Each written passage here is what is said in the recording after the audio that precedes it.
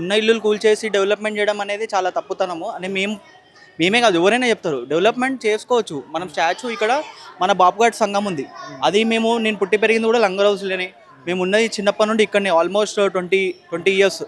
So అక్కడ బాపుఘాట్ సంఘం పెట్టినప్పుడు అక్కడ only 1 year yearly once or twice మన సీఎం కానీ ఇంకొకరు గవర్నర్ కానీ వచ్చి నివాళులు అర్పించాలి గాంధీ సమాధికి అంటే వస్తారు తప్ప దాని తప్ప ఇంకా అసలు రారు. ఆ సంఘం ఉండి కూడా ఇప్పుడు లైక్ యూజ్ లేదు. ఎందుకంటే దాన్ని ఆ ఖాళీ స్థలాన్ని వీళ్ళు ఏం చేస్తున్నారు అంటే ఫైర్ డిపార్ట్మెంట్ లాగా యూజ్ చేస్తున్నారు. ఉన్న స్థలాన్ని అలా యూజ్ చేసే బదులు ఇంకా దేనికి లైక్ ఉన్న సంఘంని ఏదైతే ఉందో దాన్నే డెవలప్మెంట్ చేసుకొని అక్కడనే ఒక మంచి స్టాచ్యూ కట్టుకున్నా కూడా వచ్చి టూరిజం పేరిట పబ్లిక్ అనేది చూస్తారు. అదంతా వదిలేసి ఇక్కడ స్టాచ్యూ కట్టి ఇక్కడనే బోటింగ్ చేస్తా ఇంకా ఇక్కడనే డెవలప్మెంట్ చేస్తా అనేది it's not at all correct. And more over like హైదరాబాద్కి సముద్రాన్ని లైక్ తెస్తానని అంటున్నాడు. అదేదో ఆ సముద్రం తెచ్చినప్పుడు బోటింగ్ కానీ ఇంకేమైనా టూరిజం కానీ ఇంకేమైనా స్టాచ్యూ కానీ చేయాలనుకుంటే అంటే హైదరాబాద్కి సముద్రం తేవడం అంటే నాకు అర్థం కాలేదు ఏంటిది. ఏమన్నా నేను చెప్పింది కాదు కదా కొత్తగా. అదేదో సినిమాలో శ్రీకాంత్ అంటే అప్పుడు పబ్లిక్ నవ్వుకున్నారు.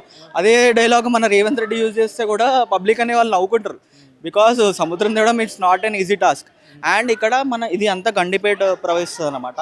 ఇక్కడ అన్ని గేట్స్ తెరిచినా కూడా మాకు ఈ లెవెల్ వరకు అనేది ఎప్పుడు రాలేదు వాటర్. సో అదంతా వదిలేసి బఫర్ జోన్ అనేది గవర్నమెంట్ లైక్ 10 ఇయర్స్కి ఒకసారి పెంచుకుంటూ పోతే లైక్ సిటీ అంతా బఫర్ జోన్ కిందికి వస్తుంది కదా.